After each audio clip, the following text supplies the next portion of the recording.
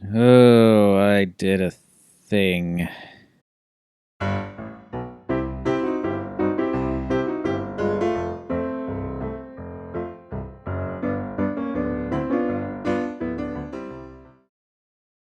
Hello, friends, and welcome to Figure Study, where we're doing this now.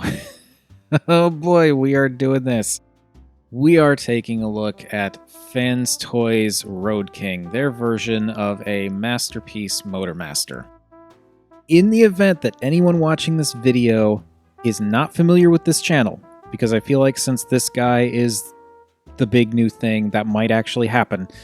If you are not familiar with this channel is primarily about appreciating the aesthetics of the toys, which means I will most likely not be covering articulation. I will most likely not be looking at accessories. I will most likely not be looking at alternate faces. I can guarantee you I definitely will not be looking at alternate faces because I'm not really a fan of having to unscrew a head to swap faces.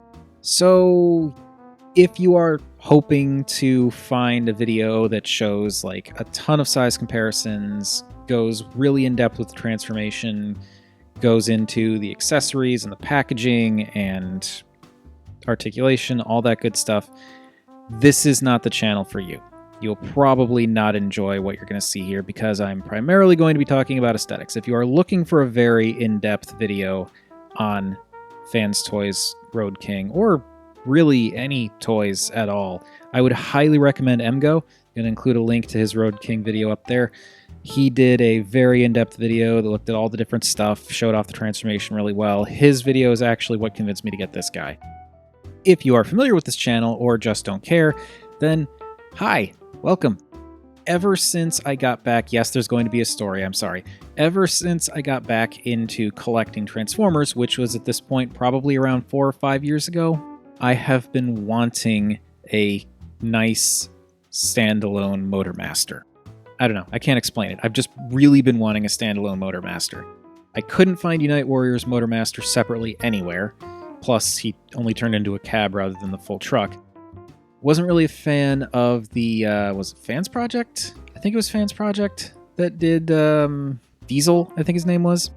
I do have the Transformission Motormaster, Powertrain. That was going to be my standalone Motormaster, but he has a ton of junk that just gets left off to the side when you transform him into robot mode. So that was kind of annoying. Plus, I ended up getting the whole team, so now I have a Menasor, and that's my Menasor, so yeah, that kind of happened. But Fans Toys Roadking looked to be my standalone Motormaster. Anyway, with all that out of the way, Fans Toys Roadking is definitely that Motormaster for me. The truck mode, which we will look at in more detail in a second, is great. Not perfect, but still great. And I absolutely love the fact that the entire thing goes into the robot mode. There is nothing that gets left off to the side. Not a thing. Everything you see here will be a part of the robot mode in one way or another. Yes, that means a little bit of a backpack, but super don't care. As long as like this entire chunk doesn't just come off and sit to the side, powertrain. So yes, Motormaster. He's a tractor trailer. Very Optimus Prime-ish in shape. Basically, if you just ignore this bit up top here, and if the colors were different, he could definitely pass for Optimus Prime. But what I really like about this guy is the fact that like his truck is very similar to Prime's truck, plus trailer, but the robot is so different. He's got typical Motormaster colors. You got the black cab, gray trailer, purple stripe going through there. The detailing is nice, which we'll see up close in a second. Coloring is also nice. There's not a ton in terms of noticeable paint in vehicle mode. I mean, you've got the deco on the side of the trailer. You've got the silver for the rims, which does look good. Some nice silver bits in the smokestacks and fuel tanks on the cab. And then moving this over a bit so that we can look at that cab from the front a little bit better. You can see also the red in the lights, purple windows, silver for the headlights, and chrome for the grille and all that. Granted, most of the stuff up here, not paint, it's separate plastic, but it does look good. And I always really like the black and deep purple combination that we sometimes get with Decepticons, whether they're third party or not. It's one of the things I really liked about Revenge of the Fallen Mixmaster. That cement truck was just mwah. Moving him out of the way here, just spinning him around here, you can see the back of the truck also looks, yeah, you got hinges everywhere, but it also does look the part of a truck. You've got the kind of bars that work as latches that, you can totally picture it separating out. It doesn't actually do that. It swings down rather than out in two separate doors, but I like the detailing there. And I also like the fact that you've got a separate color bumper with taillights. I think that's translucent red plastic instead of paint. Very nice, Fans Toys. Not that you need me to tell you that. You've got an entire army of fans. And on the underside, it's a bit gappy looking in a couple of places, but I gotta admit, it's kind of cool that you don't necessarily see a robot in there. Anyway, back to the details. There's some nice kind of corrugated metal texture on the sides. The stripe going along the side is broken up, which is a shame. I'm not entirely sure how they could have gone about this much differently.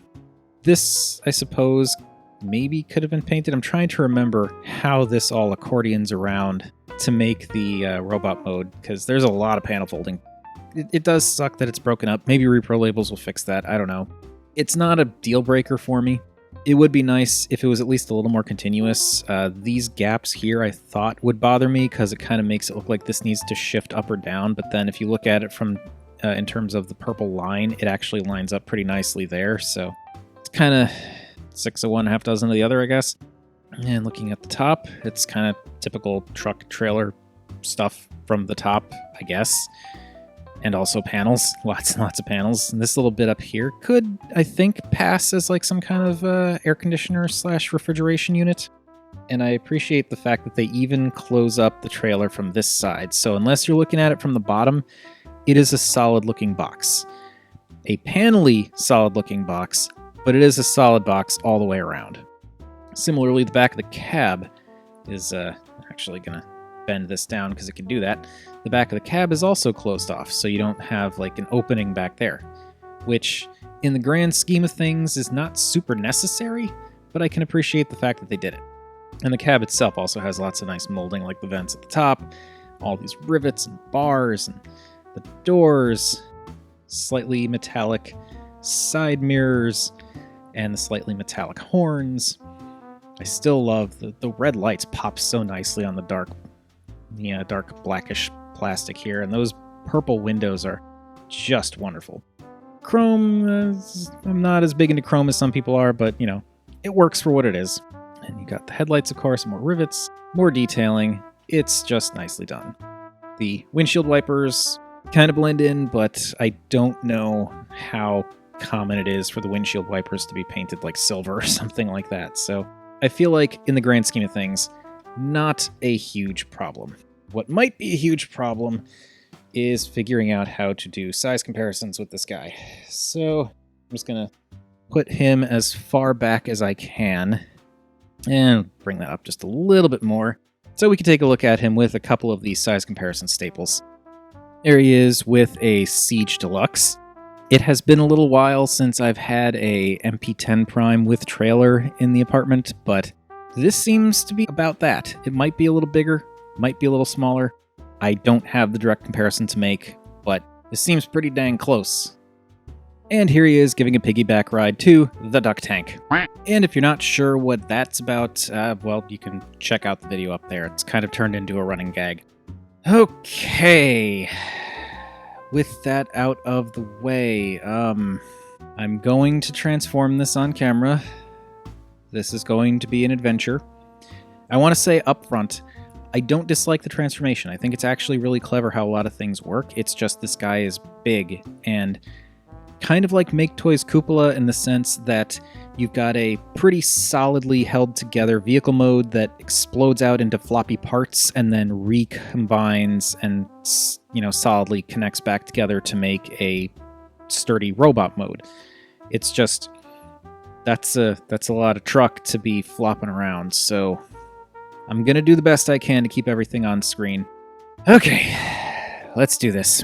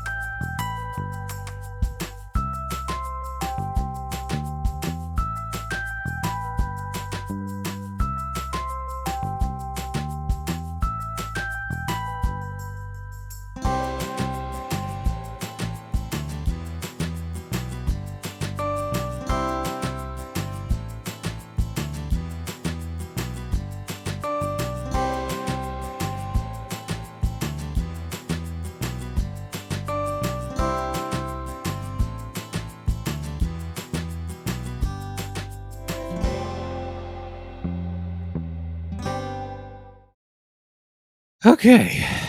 It is no exaggeration when I say that I am sweating now. Again, I don't dislike the process. It's just a little bit cumbersome. It's actually surprisingly intuitive, despite the fact that it looks pretty complex. You just kind of move everything that needs to move, I guess. You know, your mileage may vary, but for me, I watched it being transformed and did the transformation along with the video all at once, and that was that. I was able to go back and forth without any kind of help after that. It all just kind of works and makes sense. In my mind, it's a very clever transformation. Not what I'd call simple, but I don't think it's overly complex. I think it does everything that it needs to do. And, oh my goodness, those results, they are fantastic. Roadking looks so great. And I'm saying this from the perspective of someone who is not a slavish G1 person. It's one of those things where, like Motormaster, you can always tell Motormaster when you see him, whether it's G1 or IDW or whatever, because he's got the box head and the truck feet. It's kind of a dead giveaway. But this is really, really well done. This is kind of the general color separation that drew me to Unite Warriors Motormaster. Something about the darker colors going down the middle and just the lighter arms. There's something very appealing about that. I like the fact that he's got this kind of boxiness going throughout his entire body, like feet, calves, thighs, torso, head, arms, everything's boxy, but like cohesively boxy. And the colors that they used here are great. The very, very light gray that they used for the arms is wonderful. The much darker gray that they used for the head and the kind of outline around the torso and the truck bits, also great. The much, much darker, almost gunmetal gray for the cab and the little accent bits and the chest. It all works so well together. And it's really cool how it's sort of like a gradient, a very simple gradient, but a gradient of one color, gray, but then you get these little accents here and there with the purple. It's a really nice color scheme. It's something that I think they nailed kind of right out of the gate in G1. Now, elephant in the room, I guess, is his backpack. And yeah, if you look at him from the side, he definitely has a backpack there, but like, that's a significant amount of truck trailer mass that's folded down into something that's smaller than some deluxe official figures backpacks. I could totally understand that some people might be put off by it. Me personally, it does not bother me in the slightest. You can't really notice it from the front, and from the back, it's so minuscule compared to the rest of him. And it locks in really well too. Those little clips that you flip down towards the end there, easy to forget, but if you flip them down and clip them in there, that holds in really securely, and then the added tabs up top that clip down, it locks that backpack in very nicely. And as I said at the beginning, I am really impressed with how this guy kind of becomes this loose mass of parts that then immediately tighten back down into a very cohesive robot. Even the backs of his legs clean up really nicely. Like, there's a ton of truck cab compressed up in there, but it works really well. It hides pretty darn well too, and I like how there are just these channels for the smokestacks to go into. I don't know why that amuses me so much, but it totally does. In terms of detailing, one of Motormaster's biggest features, I guess, is his truck cab feet, and here they totally gave him the truck cab feet. Yes, they did cheat. They absolutely did cheat. The lower part of the truck cab goes underneath, the bulk of the truck cab ends up in his shins, but they compress it down to make a proportionally okay foot. And then it expands out in truck mode to a much more cohesive cab, and it's really impressive how they did that. Again, yes, cheating, but in my mind, it doesn't bother me because, one, the detail that's being cheated is his feet, not something, really out there like his chest. I know some people don't mind the fact that Hoodlum had a completely fake chest. I am not one of those people. And two, what you see here, you still see in truck mode. This is still the truck cab, it's just a smaller piece of it. So it's like, it's cheating, but the cheating is hiding other bits and making the bits that you already have visible look a little bit more cohesive, like with the flip-out headlight and the little faux, but still spinny tire. It's a different kind of cheat that I think works perfectly well in this case. And then you got these really nice flip-out panels with that deep translucent purple and like circuitry molding underneath that just looks fantastic. And yeah, not quite Motormaster in terms of this doesn't really scream truck bits, but it still works, definitely with the color scheme. And some nice detailing in the thighs. I like how they did this with the midsection, where you've got this much darker gunmetal-y gray for the waist section and the chest, but then it's kind of outlined by a gray that's much more like the lighter gray for the truck trailer. And of course, some nice detailing in there as well, and that nice deep translucent purple. I'm not too sure about the little circles. It looks like the inside of a TARDIS on his chest. I don't mind it, it's just a little bit strange. But then I think it's also meant to be G1 accurate, so, they did what they did. The arms actually work really well too. I like how you've got like the top of the truck trailer, but it collapses in and folds around so that the arms don't suffer for the transformation at all. And of course you have the simple but nice detail going in here, and I like that there's just this little bit of cylindrical detail in the bicep there. It doesn't stand out super much compared to the rest of it and how it's all boxy, but I do like that there's just a little bit of contrast there with a smoother edge. compared to the rest of the form. And lastly, we have the head, which, if you take the box off, doesn't scream Motormaster, but then again, the box is what makes Motormaster's head, so it works for my means. And I always thought it was kind of interesting how the original figure, the box head, was just because of the simplistic engineering and the fact that it was just nestled into the truck trailer.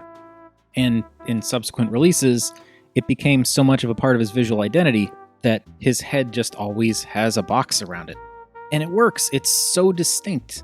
They even made the box head a little bit more interesting by giving it just a little bit more shape up here, instead of just being a more like cube type affair.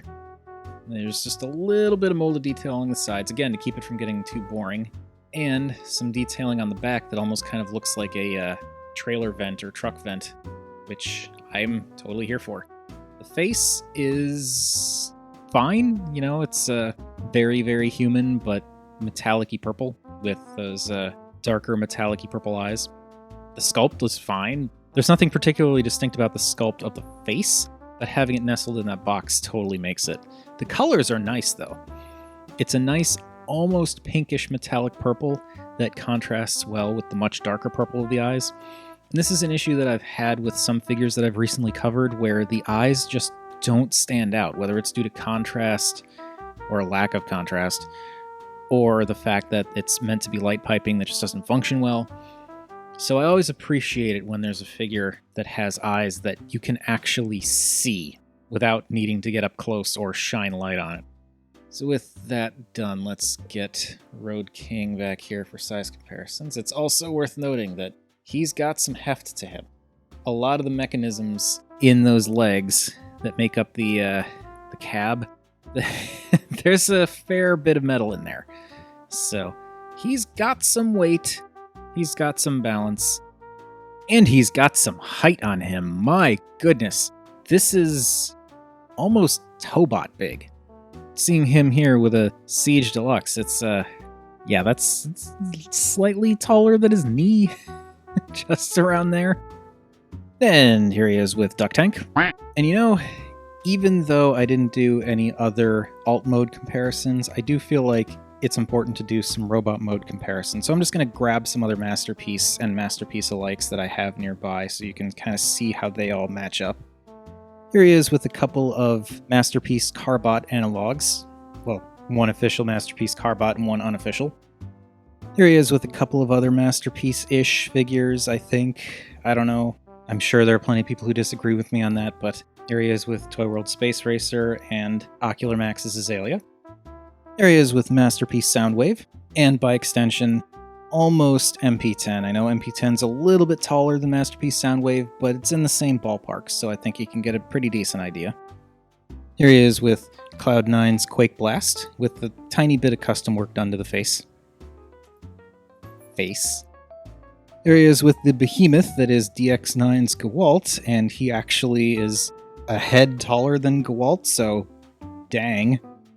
And because I'm sure there's a fair bit of curiosity, here he is with not actually Masterpiece Megatron. This is one of the knockoffs, which you can probably tell because of the alternate head and chest that I have on him there. I forget which one this is. It's like something about house. House is in the name. It's in there somewhere. But this is a KO of Masterpiece Megatron, but the dimensions are the same. So this is how he would scale with Masterpiece Megatron. And lastly, just for giggles, and because this is the only other Fans Toys figure that I own, here he is with Grinder from the Iron Diebots. And height-wise, he's as tall as Grinder. That's impressive. Alright, in the words of the late but great Jeffrey Combs, rest in peace, as uttered in From Beyond, it's relevant because he voiced Ratchet in Transformers Prime. Anyway, as Jeffrey Combs said in From Beyond, that will be quite enough of that. So, that is going to do it for Fans Toys Roadking. My apologies to anyone who might have come here looking for a more comprehensive toy video. You know, something going over accessories and posability and whatnot. As I said at the beginning, that's generally not what I do on this channel. We're more about aesthetics than anything. Sometimes, as I did in this case, I will talk about things like the engineering, but by and large, it's pretty much just aesthetics. And the aesthetics on this guy are fantastic. I actually do like the transformation, though. I want to be clear on that. But yeah, I really like what they did with this guy. This Motormaster is definitely my standalone Motormaster. Anyway, that's way too much rambling about this toy. But this is fantastic. Him and Grinder are the only two Fans Toys figures that I've ever owned, but both of them are very nicely done. Grinder is obviously way more simplistic in terms of engineering, but that does not make him lesser. It's just, they're two completely different approaches, plus I feel like Grimlock's transformation, you don't really need to get that complicated with it, but everything this does, that was going to have to be complex, and it totally pulls it off. But that's enough about what I think of Fans Toys Roadking, aka Masterpiece Motormaster. What do you all think of this guy? Any of you out there who are Masterpiece junkies, is there anything about him that you find doesn't particularly fit what you're looking for in a Masterpiece Motormaster? Or is there nothing that you can find to complain about him and you desperately want him? Because if that's the case, I would suggest snapping him up if you see him, because I bought this guy off of the Chosen Prime early last week, and he's already sold out. I think he's still available on BBTS. If he is, I will include a link in the description. And in terms of Stunticon teams or combiner teams in general, any of you out there feel compelled to stick with very specific sets, like you want to have a cohesive aesthetic across the board, so you go with sets from the same company? Do you not mind mixing and matching? And in terms of your own definitive Motormaster, just Motormaster, not Menasor, what do you think? Because there are a lot of options for Motormasters out there, including things like Transformers Animated, Optimus Prime repaints, and stuff like that. Whatever your thoughts, feel free to chime in down below. I always enjoy hearing from you all. And while you're at it, also feel free to like, subscribe, or if you're feeling generous, you can buy me a coffee, links in the description. Any of those things would make me a happy Rob. And remember, art is more than meets the eye. And sometimes it's a lot of work.